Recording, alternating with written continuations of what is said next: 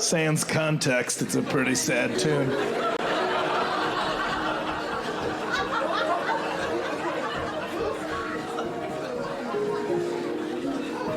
Saddest song in the world is Margaritaville by Jimmy Buffett.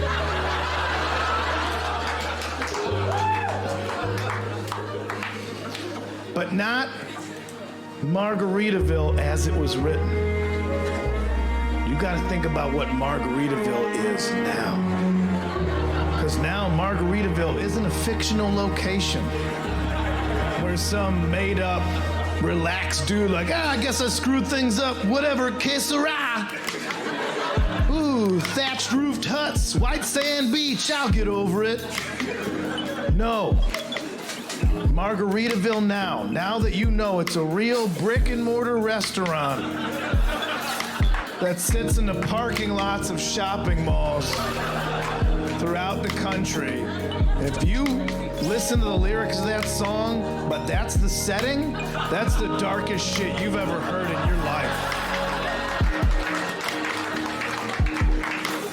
Not some fictional island that's in the Caribbean. How do we get to it? Stolen jet boat? Maybe one of them airplanes that has hot dog buns instead of wheels, so it can cruise right up onto the beach.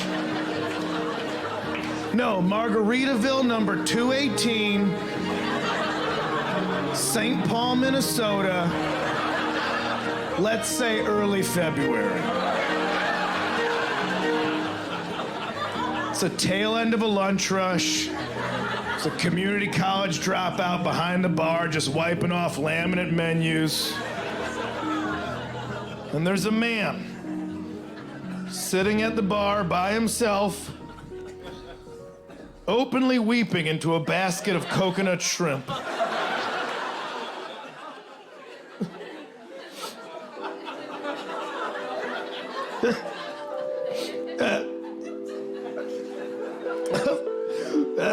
Some people say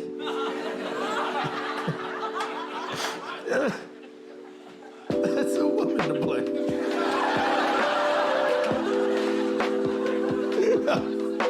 But I know. This is my own damn fault.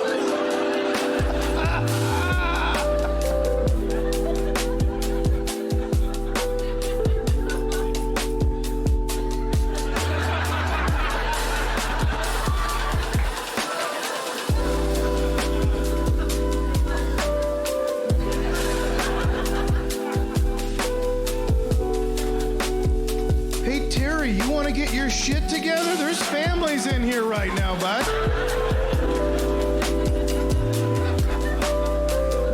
I get that you're a bit broken up, but we can't be like this. My assistant manager's here, and you're looking real overserved right now, all right? I can box this up, and you could eat it in your van, but I can't have this. That's a Pee Wee soccer team in the back room, all right? Let's get it together, okay? Can I get you anything else?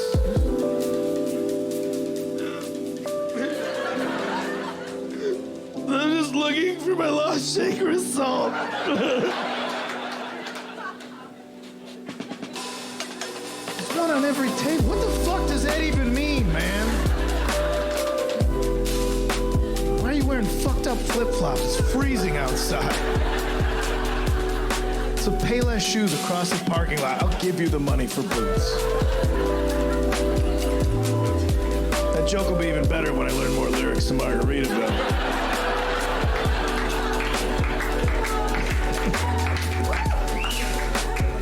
Don't pity me. Man, I bet you when Mexico turned 15, that party was fucking crazy. Right, bros? That's it. That's just a quick one. That's just a quick palate cleanser. Turn all the dials back to zero. Oh, man. What kind of shit I gotta worry about in this world. Everything that's happened, like, there was like a hot minute where being a comedian was cool, and then everybody took their dicks out.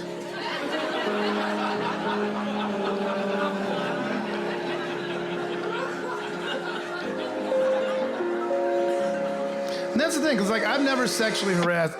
I don't think I've ever sexually harassed them. And I'm not saying that because I'm unsure. I'm saying that because you don't get to say that about yourself. You don't get to claim that about yourself. You need third-party verification. You need people vouching for it. You can't say that about you. That's like calling yourself a rad dude. Oh, you most certainly are not. You need other people going, he's all right. Get a notary in there. Get something stamped. I don't think I've ever sexually harassed anybody. I have pet the fuck out of a service dog, though.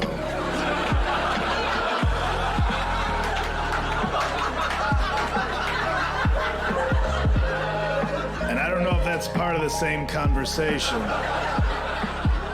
But if it's about consent,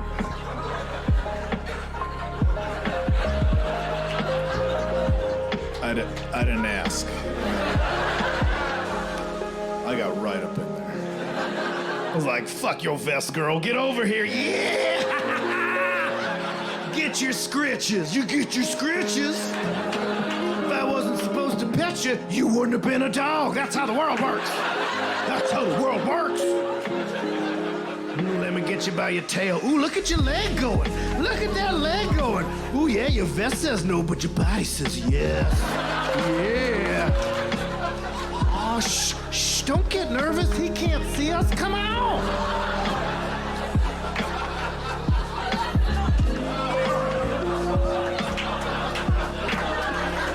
All right. Listen, I don't mess around with the seeing eye dogs. Those are trained professional creatures doing a much needed service. But if you have an emotional support dog, we all have emotions. I'm gonna pet that dog.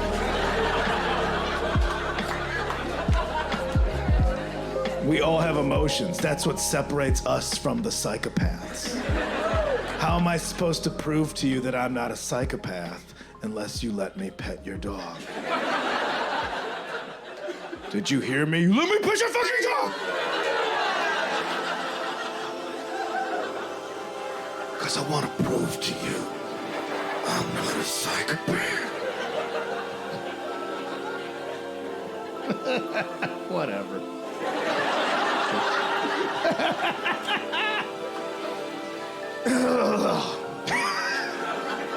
That was, I could have moved the microphone and not done that to all of you.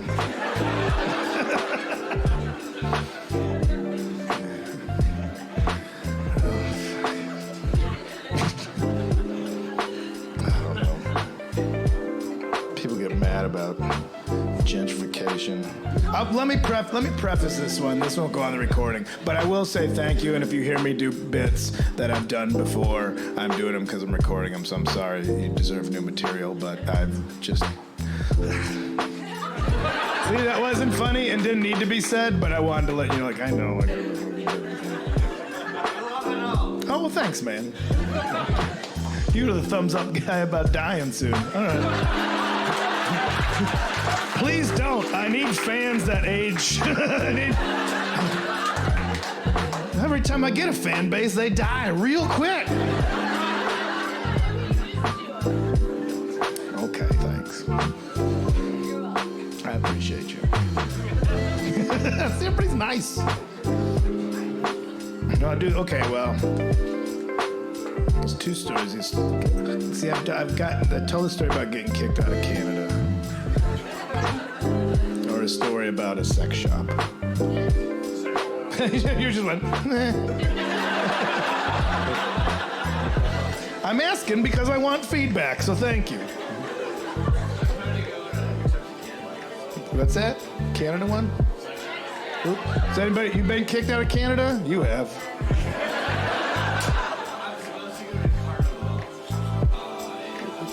You mean the Cirque du Soleil? Isn't that in South America?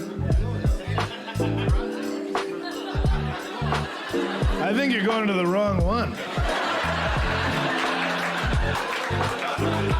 The one with all the butts and the shaking? No, this one they just put gravy on the fries. Somebody sold you the wrong package, man.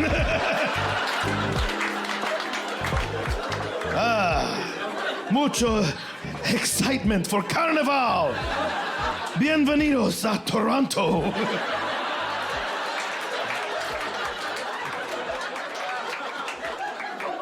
What was Carnival like? Was it sex and cocaine? Like, no, like arcade fire played. Saw a Leafs game, it was all right. But you got DUI. I'm not assuming, he said that earlier, but also a little bit. You got, yeah, and so you can't get in. Fucking 5, I was waiting for 10. It does suck. Well, no, because that happened to me, except I went there and they sent me back.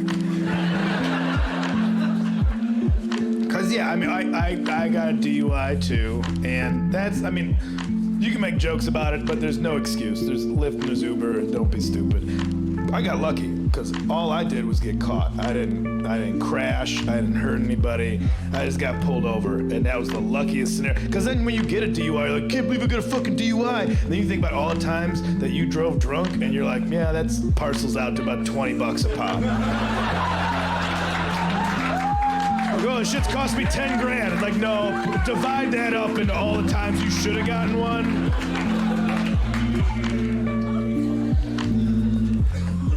Cause I got caught, I got pulled over for doing 5 miles an hour over the speed limit and following a car in front of me too closely, which sounds like bullshit, and it was. I know I got pulled over, and I got pulled over for singing. That's why I got pulled over. Not like how you sing in your car, like how you tap your wheel and you hum a tune. No, 3 in the morning, I'm in a white Ford Ranger with a mismatched camper shell, which is already suspect.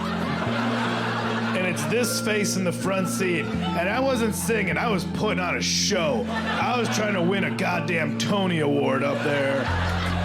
So I had the windows, I was like, oncoming traffic, where you going? Get home safe, all right. See you on the other side. People in my lane, we can go to my house. I only have 4 beers, but we can share them. And then the police were just like, probably. And I couldn't even fight. They pulled me over, like, you know why we pulled you over? I was like, yes. You know it. But so that and some other stuff shows up on computer monitors when I try to cross international borders. So I was going to Canada. It's weird because I was going for work, and so you already have, because you have to fill out that border card where you have to put occupation, which is already, that's tricky, because if you write comedian, it just sounds sarcastic. Yeah, you're a comedian? Yeah, you betcha. Look at this. Pull my finger, your mom's a slut, whatever, yeah, I'm a comedian.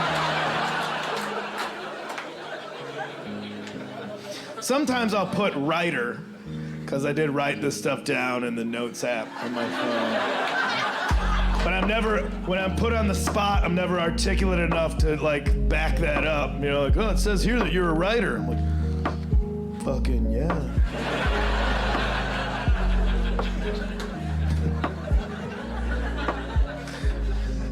Bet your dick.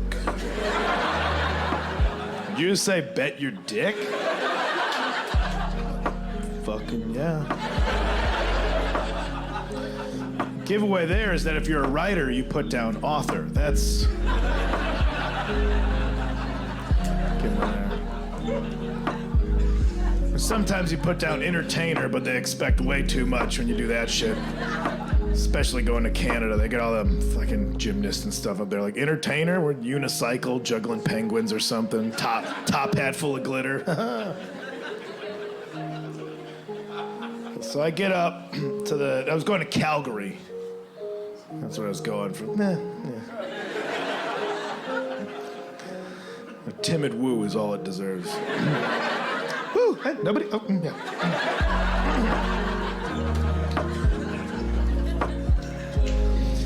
So I get up to, get the land, got my border card, get my passport. I slide that passport, which is a bit of an outdated, document for what we're using. Like in this day and age, you still need a passport. This day and age, where I can accidentally use my thumbprint to buy $400 of Shania Twain songs on my telephone. Oopsie, looks like we're gonna find out whose bed those boots have been under. But to travel across international borders, do you have your fun little book filled with little stamps? You have your cute little book filled with fun little stamps, little collectible, colorful stamps, and your fun little book with your fun little stamps and your cute little book. And if you lose it, you can never go home.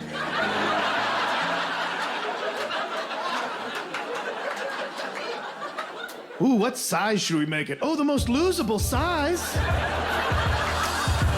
Without a doubt, the most forgettable, losable size possible. And let's make it kind of slippery.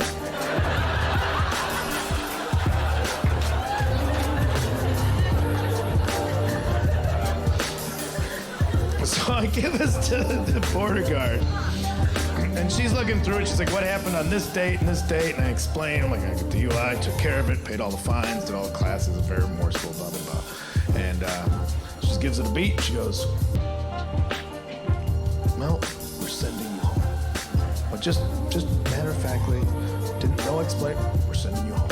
Like I showed up to work with the sniffles. Should get some bed rest, And I was confused because I'd been to Canada since I got the DUI. I'm like, I've been here since then, and I have proof. You're holding it. Look at the stamps. I have the little cute stamps from Toronto and from Montreal and from Vancouver. I've been to those places. And she looks at me and gets real, just real like Law and Order stare. Like she's like, yeah, well, this is Calgary. And I was like, yeah, you're the shittiest one. Nobody gives a fuck about Calgary. I know nobody gives a fuck about Calgary because I landed in Calgary, and over the windows of their airport, the windows that you want to look out of when you land in a new place, they had painted over them because there was a rodeo going on. They painted over them with cartoon horses and cowboys and little friends like, yahoo!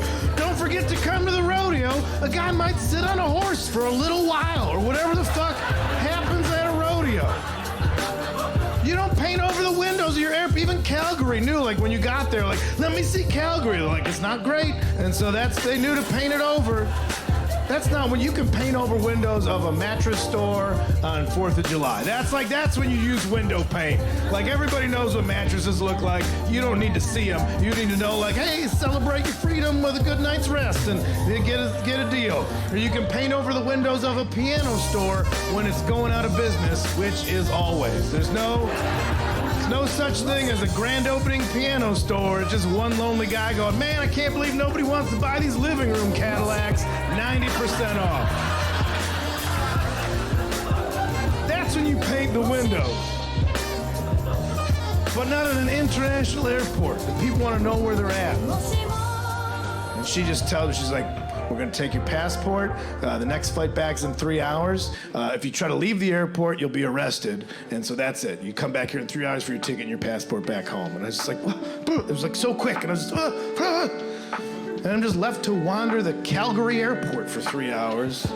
Prisoner. So I'm like, well, like I said, I don't get political, but I got political because I went to the bar. Because my thought was like, listen, alcohol got me into this situation. The least it can do for me right now is shepherd me through. And I put my foot down and made a political stance. And by that, I mean I walked into that bar, and before anybody even talked to me, I just said, I'll tell you this, I'm not drinking any of this Labatt's Blue shit, all right? You're not getting any of my money today, Canada. You give me a Budweiser, USA. And then I thought twice about that. I was like, wait a minute. USA's the one who gave me a DUI in the first place. You know what? 2/3 of North America kiss my ass. You got Dos Equis, that's right. Viva la Mexico. Here we go. So I just sat there drinking green beer after green beer. I used up their whole lime. They only get one per season up there. I was like, it's mine.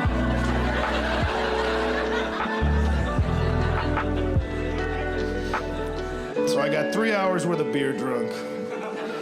Wandered back to go get my passport and my ticket home. I was feeling a little cowboyed up. I think the murals did it to me. So I rolled back into that office with a little more Johnny Cash in my blood. I didn't wait for anybody. I just went, I'm Kyle Kinane. And there's a different woman behind the counter. She just went, yeah, we know, because you're the only one. Yeah, well, and she showed me the clipboard. It was just my name on it. You're the only one that has to leave.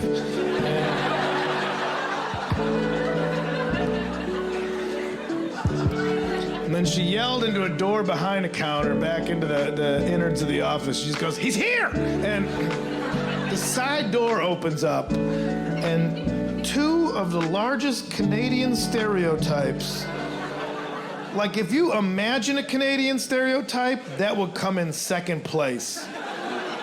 Like, if two syrup-filled moose came through that door in hockey gear apologizing to each other, that would be the silver medal. Just antlers intertwined, just, oh, sorry, oh, no, oh, go ahead, oh, sorry, oh. These two guys came in, bumped into each other, both trying to go through the door at the same time. And I was like, because I'm thinking like, well, this is a security that's gonna escort me out. And I'm like, well, you probably think I'm some sort of piece of shit that can't even be here, so let's start the stink eye game. And I was ready to give them a bunch of attitude, because they should be giving me attitude for being the crappy American that's being booted out. But again, keeping with Canadian stereotypes, I've never met nicer people in my life, regardless of context. Because I'm all ready to be like, yeah, throw me some toot, bros. And they came out, and our meal was just like, is it Mr. Kinane? Tell me if I'm saying it right. I don't want to... Correct me if it's wrong now, because I don't want to keep saying it wrong, and then we get too far along, and then you don't want to tell me. You know that Dan did that when I started, and he didn't know, and it was like 2 months before he's like, do you say your name? And it was embarrassing. Anyway, we understand that you're being asked to leave under the circumstances that you got a DUI, and Dave and I, we understand. We love having a few pops ourselves, but you just can't operate the motor vehicles after that. And we know you got your stuff together, and we just hope that this incident doesn't paint the lovely nation of Canada or the fine city of Calgary in a poor light. And we hope that you can get your paperwork together soon enough and come back up here and visit us real soon. We got a lot to offer, a lot of fun things. We got a rodeo that's a lot of fun. I don't know if you saw the windows out there. Guy might sit on a horse for a little while. That's the big fun with that. And I just flipped. I was like, I never wanted to hurt anybody. I'm so sorry. Kindness was overwhelming. But then they were my escorts to make sure that I got on my flight. So they're walking me through the airport.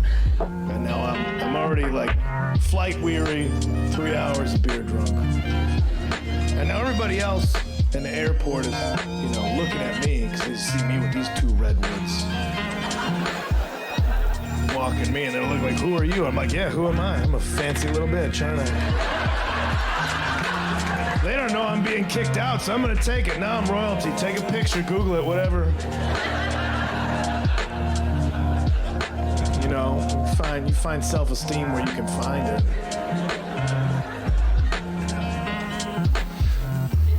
And we're just shooting the shit, and then we're walking by the food court and realize I gotta soap up this booze. And so did I say soap up? I gotta soap up this booze. I need a real sudsy gut before I get on this plane.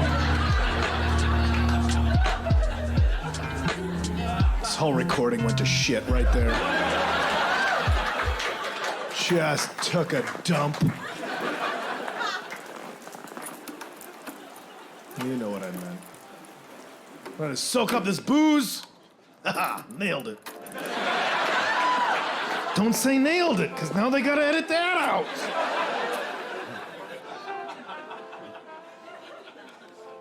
Regardless. Going by the food court, and I want to get something to eat.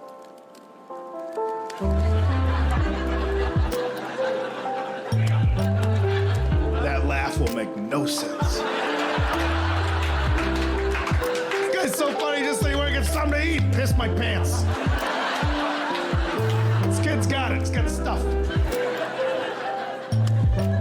So I'm trying to joke around with my guys, but they're a little thick upstairs. As we're walking by, I'm like, "Guys, what are they even serving in first class? I hope it's not lobster. I'm not in the mood for shellfish." And they're just like, "No, Mr. Kinane, it's gonna be a coach fare ticket. You'll be returned to the USA on the same fare that you entered the country." I was like, "Yeah."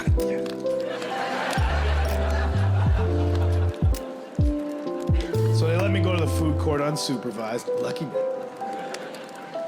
And then I go to the Burger King. I always like to eat at Burger King whenever I'm in Canada or the UK, because I think it tastes a little bit better out of respect for the crown.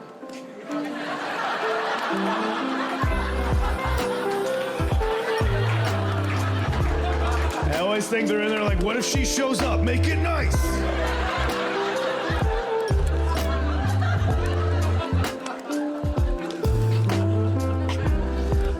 So I walk up to a counter, and it's like, well, trying to keep it together. I was like, I would like Whopper. It's enthusiastic, you know, you get excited. It's a Whopper. I would like a Whopper. And the woman looks at me, and she just goes, "No."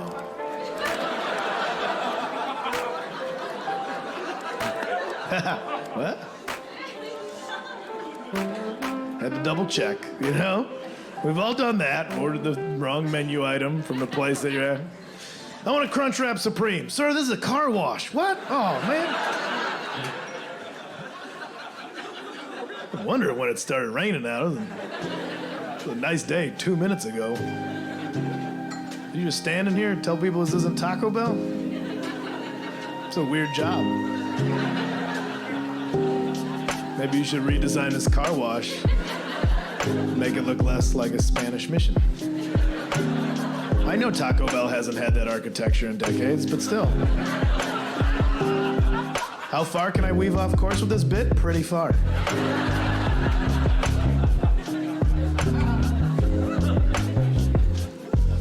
So I look, I'm like, no, I'm at the right place, and this woman's incorrect.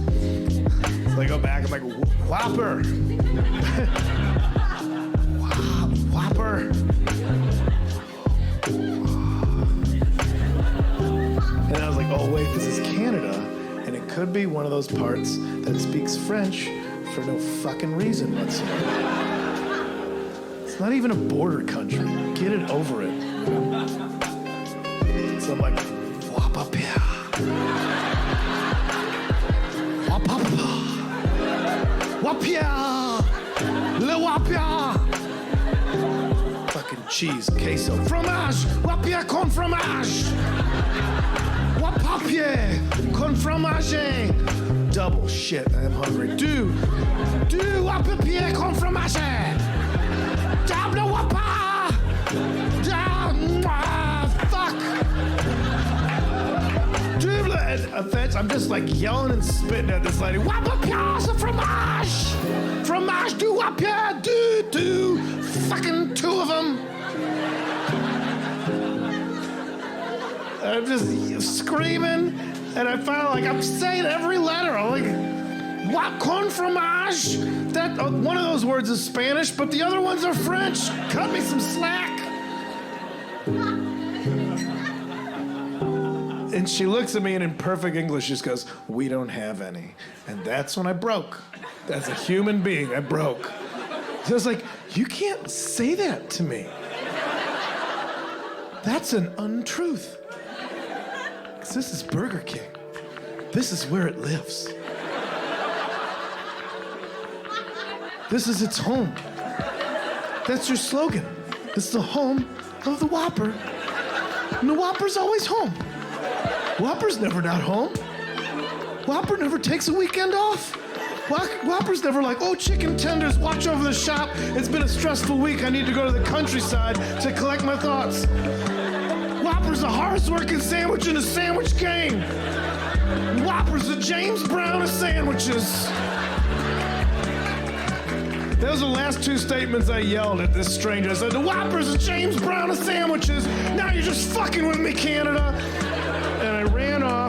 And my two guys were there, and they saw that I was distressed. Like, oh, Mr. Kinane. I'm like, all I wanted was a double Pierre with queso. And she said it doesn't even live there, and she can't even say that to me. And then I ran into the bathroom so they wouldn't see me cry.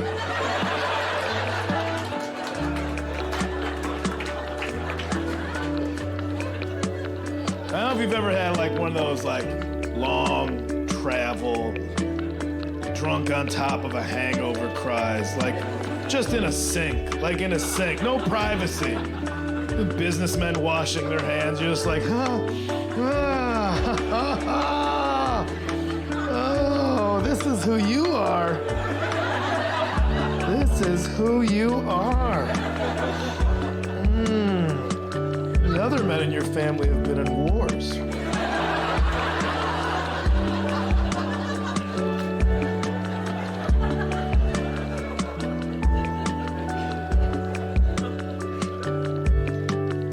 I walked back out. My guys are actually coming back from the food court. I went there to defend my honor. And I was like, all right, now bust my balls. I'm like, what's going on, guys? They're like, Mr. Kinane, we found it very peculiar what you had said about the double, we call them double Whoppers with cheese here. But I don't know if I know you live in Los Angeles and they might fancy it up in the Beverly Hills. But we call them double Whoppers with cheese. And we went over there to find out on account of that is their home and they should be there.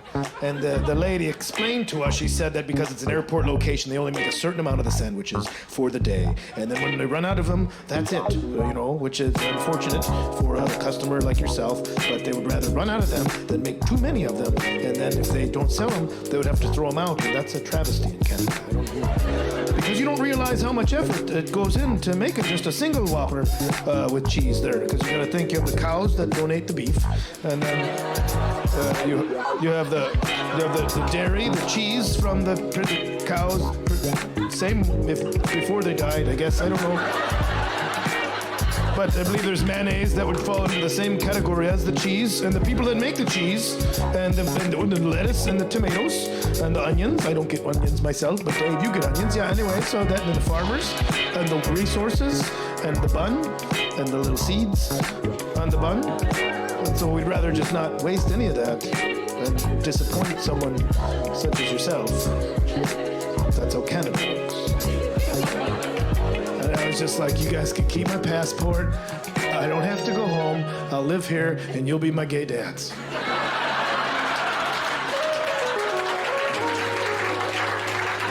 I know that probably comes as a surprise, because I think you're both younger than me, and I don't know if you're a couple or gay, but I think we can make it work because this is a very progressive country, and I think if anybody except you've treated me nicer than any family member that I've ever met, and I think I want to stay here, so we'll just do that. I'll just make my life here. I'll live. I can already start talking like you guys if you want. They explained that wouldn't work, and they walked me to the gate. And at that point, I thought I was just going to run onto the plane with my backpack shaking like it was my first day of school. Bye, dads. I love you guys. Running onto the bus. But that's when it got real, because that's when it was like, all right, lockdown. Because now I got to the gate, and they were starting to board, and the gate agent was like getting like, all right, old people and people with kids, we're going to get you. That's the last privilege you have in this world, so we'll get you. When that's the last you see, you see these elderly people standing up and their kneecaps are exploding into dust. And, well, at least I get on first. And then just people with small children who they've just been sticky for 8 years. They're just random pieces of paper stuck to their bodies, because that's what it's like, I guess. Like, just let me get on the fucking plane.